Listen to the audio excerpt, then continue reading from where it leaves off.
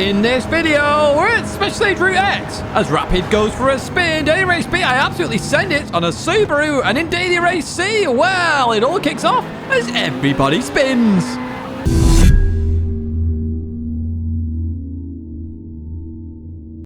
Hello everyone, and welcome back to the Gran Turismo Weekly Race Guide here in 2024. Daily Race A, we are at Special Stage at Route X in our usual combo where they've picked out the cars for us. We have nitrous and we could absolutely nuke it around this oval fast as you can and see if you can win this race.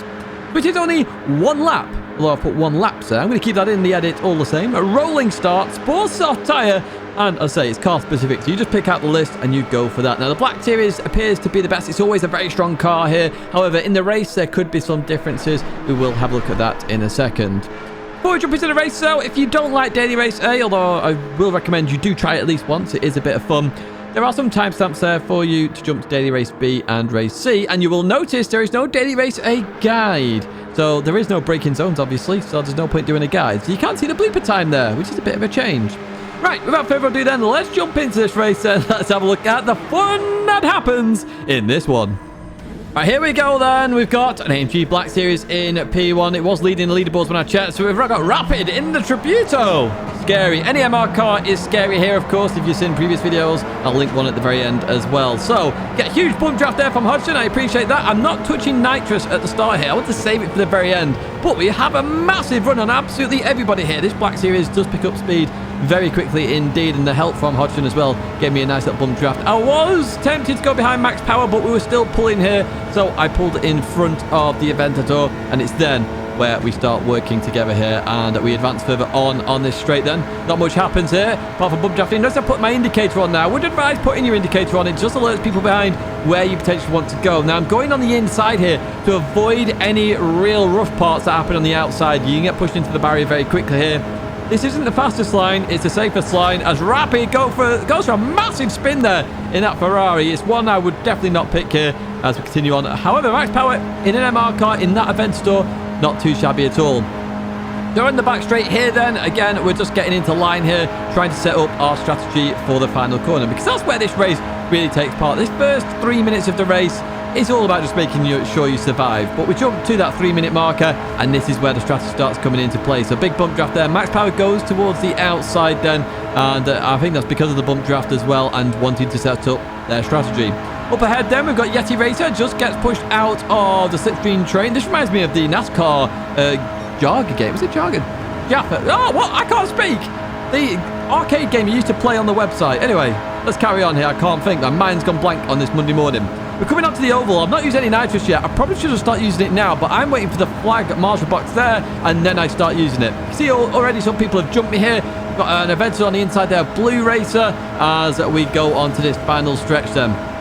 And now look at this. This is where it gets intense, okay? We're using nitrous. We're holding that nitrous button down. It's all very, very quick now at this moment in time. Everyone's done their strategy. Up ahead, they are 3 wide, 4 wide, 5 wide here. And it's about to get very sketchy indeed as the pit wall's close. Oh, huge crash. But look at my face. Yeah, I did find it quite fun, to be honest. It is fun. At the end of the day, it's a fun race. There are no DR or SR updates on, so happy days. Just enjoy it and have some fun. And yeah, I really was wetting myself there and then. That's it though for Daily Race A. We'll have a look at what exactly happened in the bloopers, of course. We jump to Daily Race B, where we're in Group 4 machinery at Deep Forest Raceway. Now, exactly what are we doing here? That is the question. Well, we are doing 5 laps here at Deep Forest Raceway. It's a rolling start on racing hard tyres, and you can change the brake balance. You're in Tidge. You're on Hudson's car. Where's your car? Well, this is the first race I did, but I actually forgot to press the record button. Well, I'm pretty sure I did press record, although the file doesn't exist, so I had to redo the race.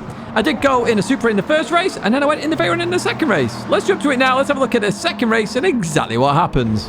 Right, here we go then with Daily Race B. We have a Veyron in pole, a Veyron in P2, and I was actually top of the leaderboard when I joined this race, so I'm in the Veyron as well, of course. We've got Key up ahead in a McLaren. If you are not subscribed already, please do subscribe. We're on our journey to 50k. 50k special is planned already, and if you are enjoying this video, do give it a thumbs up as well as we head towards turn number 1 then. Just being cautious into turn 1. Everybody's already very close up ahead, which is good to see, and I'm already going to say this. I like this race. I like this race a lot. I think it's a really good race. Shame I'm racing hard tyres, however, it still works. As you see Key go down the inside of Danny there in the Viper. Wow, what a choice that is, the Viper there, Danny. Well played for picking it. As we continue on through here, then we've just got the run on the Viper. Going to try around the outside on this left-hander. The Viper breaks early. We go around the outside, and that is us up into P13 already then as we go into this left-hander.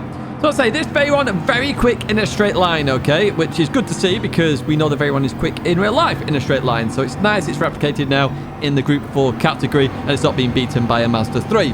Anyway, heading in towards this braking zone then. I send it on the Subaru down the inside. We just get it stopped on the apex. That to me looked like a beautiful move, to be honest with you. We will check it in the bloopers though, just to make sure it was a beautiful move as we advance further on into lap number 2. Then we're of course up to the next pack. We're behind Key still here as we go into the right-hander. We've got a Genesis up ahead. That seems to be a strong car here as well as we go into this right-hander. Key goes a little bit deep then, looking to get on the inside here and accelerate out of the corner. We have to give a bit of room on the inside there for the McLaren then as we go over to this left-hander then. Can we keep it here? We're trying slight tap between the two cars then, heading towards this next left-hander. I was hoping to just fall in behind and get the boost out of the corner because this Veyron is quicker than that McLaren in a straight line.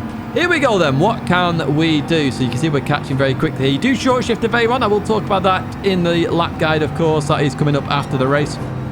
And here we go then, side by side as we head up here, although everybody is towards the left-hand side. Everybody's defensive up ahead then as we go into the hairpin then, slowing the car down, going to give room on the inside as we continue on through. Key does defend that. Beautiful defense there from Key as we advance further on then in this video. Heading towards lap number 3, we catch up to the Genesis then. I was thinking of making it 3 wide here. I could not see my braking zone, so I backed out of this completely. But as we come into here, there is space here on the left, so I take that slight tap with the Genesis there, but I don't think that is my fault, to be honest with you, as we continue on through here, side by side here, 2 by 2 up the hill. Then Key just dabbed the brakes there to fall into line. We try around the outside on this corner, and can we make it work? Then in towards the left we go. We have made it work. We are ahead of that Genesis then as we go into the right-hander. The fight is still on here as we advance further on. Then Key going for the move on Sonic down the inside. Well played, Sonic. TCR represent as we go into this left-hander and continue on out of there. So Key makes the move done there. I'm on the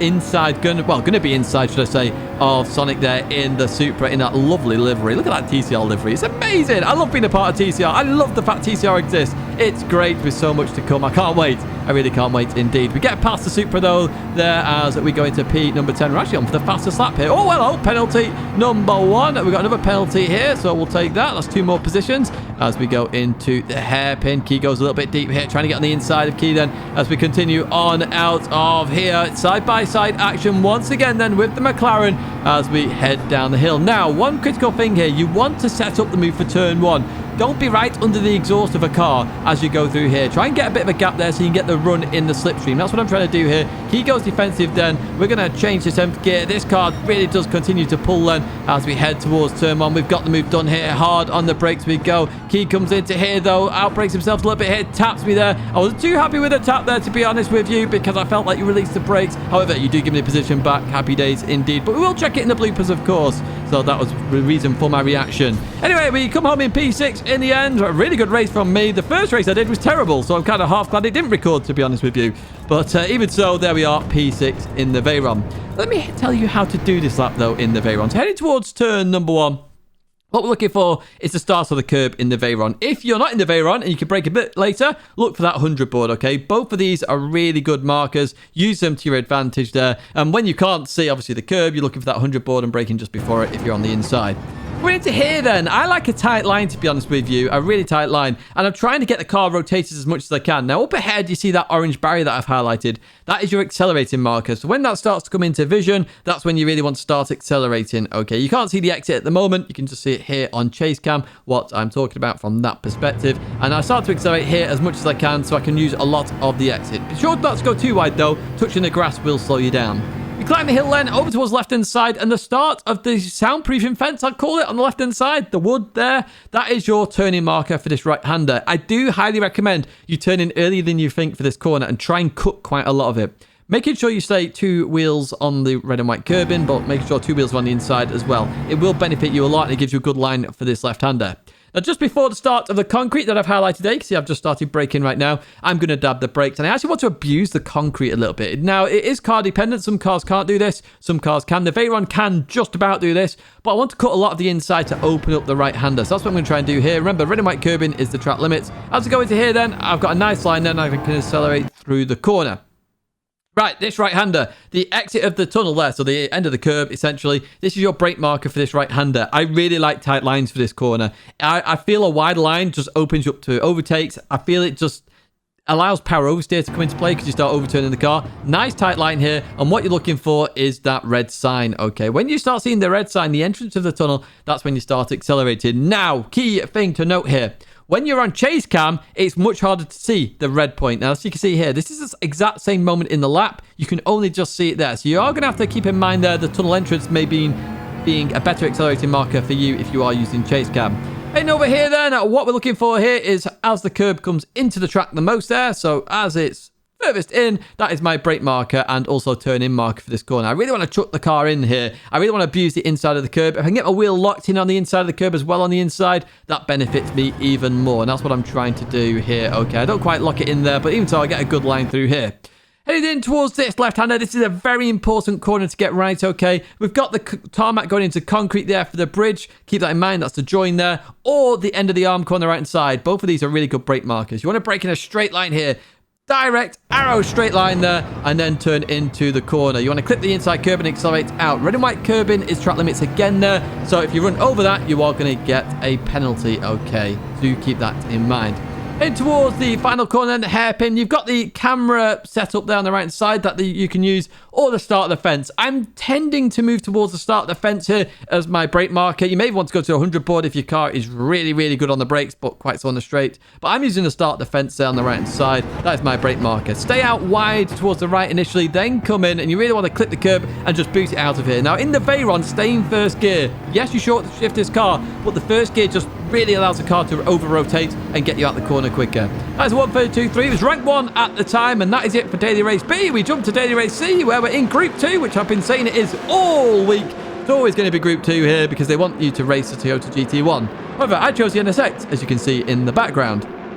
12 laps here at Fuji, rolling start, racing soft tyres, 1 pit stop is required, ×2 fuel, ×6 tyre wear, and you can only change the brake balance. Now, this very much feels like a multi-class race. You've got the Super GT cars, you've got the Toyota GT1 in there, and some people may pick the DTM car or other Group 2 cars, the old Super GT cars potentially.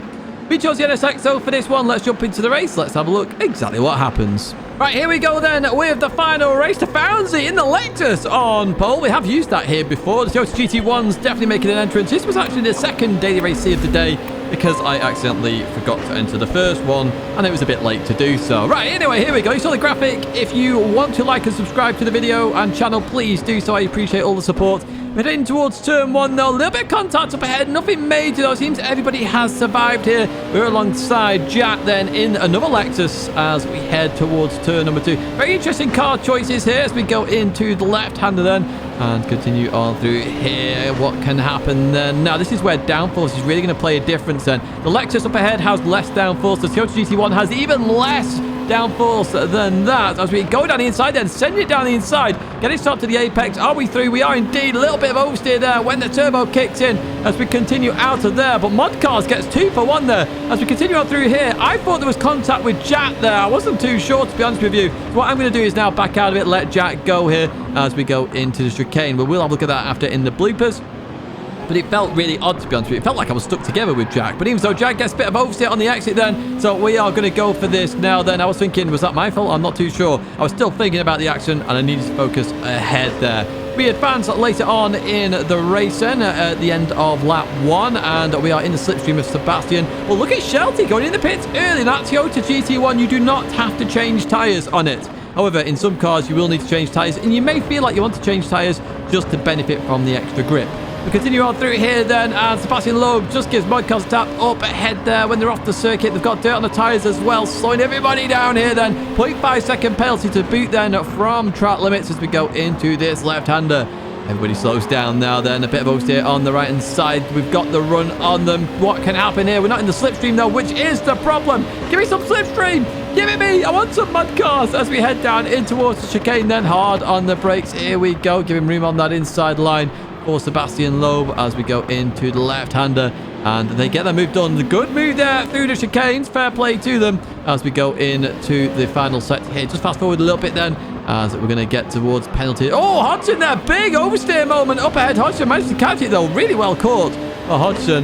And comes back on in P10. You're about to see the power that Toyota GT1 had the moment, but it's still looking to stay ahead of the Super GT cars as we go by Sebastian Loeb then and get P11. So mud cars squealing a little bit there, potentially trying to stay in the slip. Oh, hello, where's that? Oh, that's just a Toyota GT1 from behind, from nowhere there. It was turn number 1. There you go.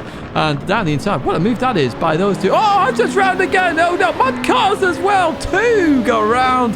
It's very slippy on the outside of that corner. Do be careful. So Brown Banana got, what, 3 positions in that one? 4, potentially in 1 lap.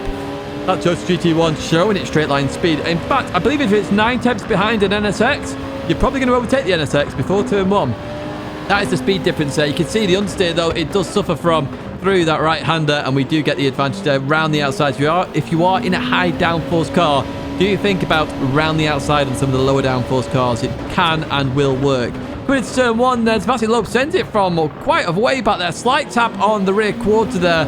I wasn't overly happy with that one, if I'm honest with you, because of ping and such. So, but even so, we are going to carry on with the racing here as we go in towards this left hand. I was not giving this up after that, and we do keep that position for now. Of course, ping is an issue when you're on, because they are from the Asia region. Sebastian Loeb, I think it's Iqbal. As we continue on here, we've got Stefanzi afterwards. A wins off as well as we go into the right-hander. More spins. Very easy to do in these cars with the turbos kicking in, with the wheel spin that happens. It's lap number 5. And I'm also thinking about coming in the pits and following wind up ahead as we go into here. Just be careful as you enter the pits, of course, as always. And that's what I'm going to try and do here. You should be able to enter a bit quicker than the Toyota GT1s in the NSX. I do change tyres. However, as we saw earlier on, Shelty on lap 1 didn't change tyres. Some of the Toyota GT1s haven't changed tyres here as we go towards turn number 1.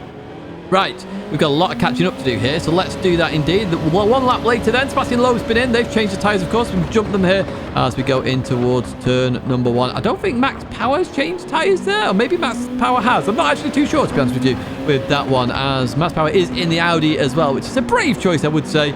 Brave choice indeed as we continue on through here. So the Toyota GT1s are going to start to struggle towards the end of the race. Of course they are. And we're looking down the inside of the Audi. Can we get it done? Not quite there. We just back out of it to avoid pit maneuvering Max Power then. And here we are on the start-finish straight. Lap number 8. About to go on lap number 9. We get a bit of a bump draft there from Sebastian Loeb. I appreciate that one as we head towards turn number 1. They're looking down the inside. So I know they were just trying to get the speed up here to go for that move down in towards turn 1. And that's what we're going to try and do in terms of leaving space here as we continue on through. Left more space there. There's that ping again. It's so frustrating, the ping, because obviously the faster the car, when you're in different regions, the more jaggedy and junkiness you have on the server, and that's tend to what happens here. But we do keep the position there as we continue on through here, looking to still try and make moves up ahead then. What was that, P5 or 4 even up ahead? P5. Oh, Sebastian sent it there down the inside. Did he get it stopped? They do indeed. So that's a pretty hefty dive, but they made it work, to be fair. Clean dive as we continue on through here. Max Power went wide as well.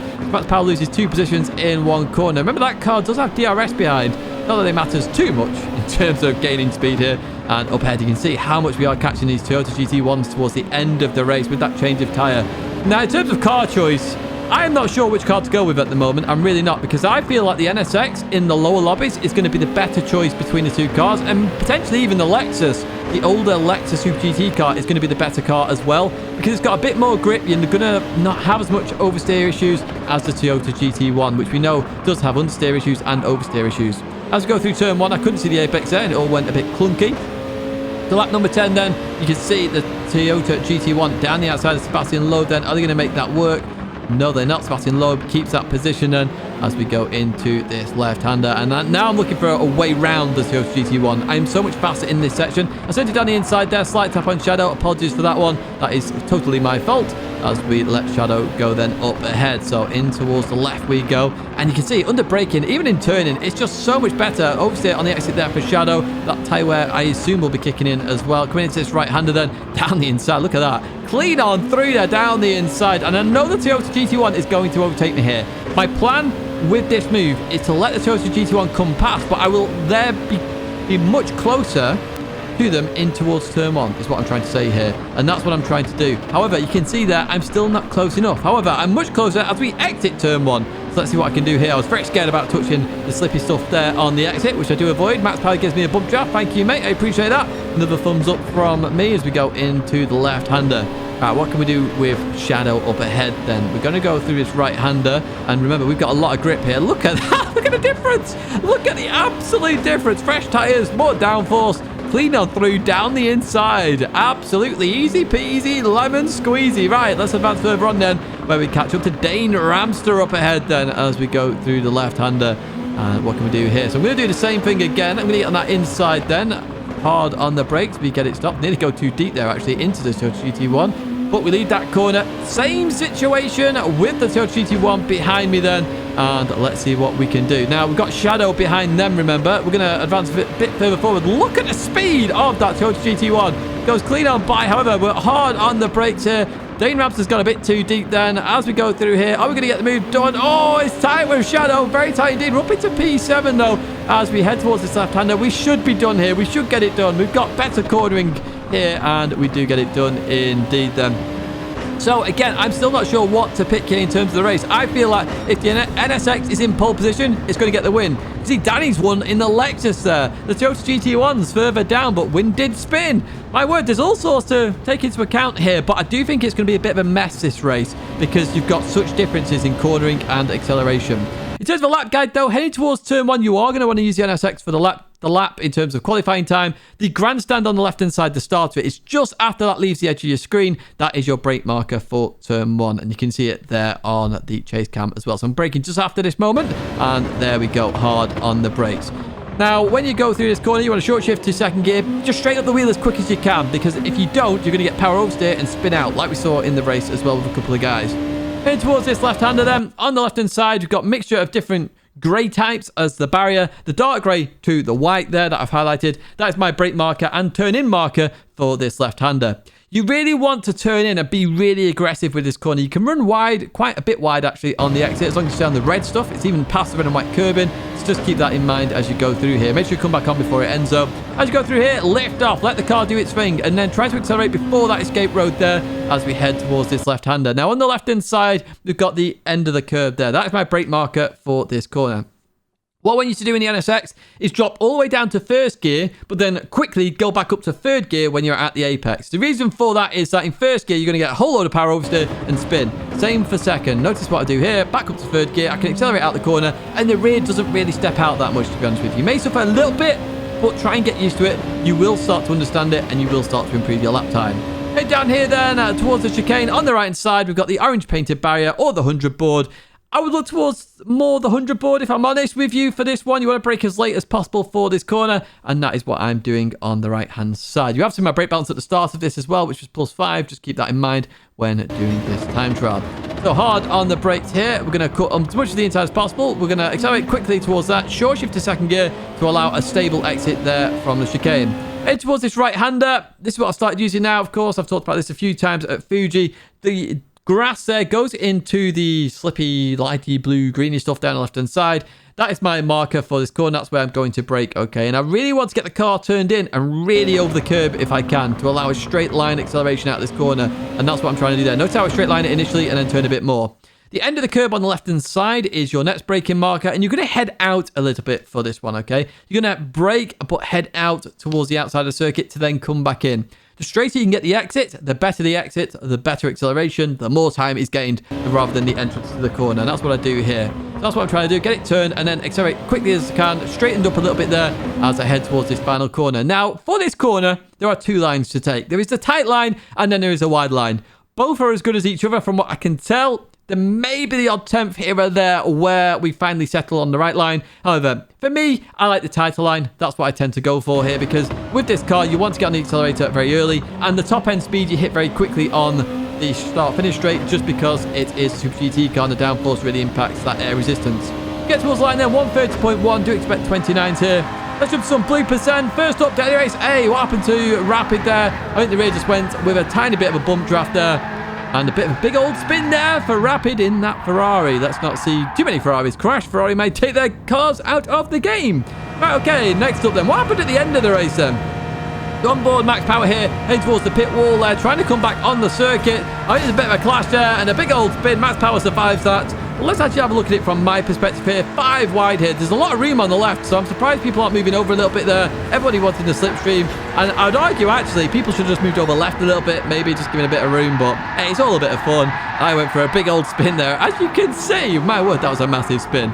So that's it for Daily Race A bloopers. Daily Race B, was this a clean move? I was just curious on this one. Oh, yes, that was a beautifully clean move. I'll take that. I take those where I can.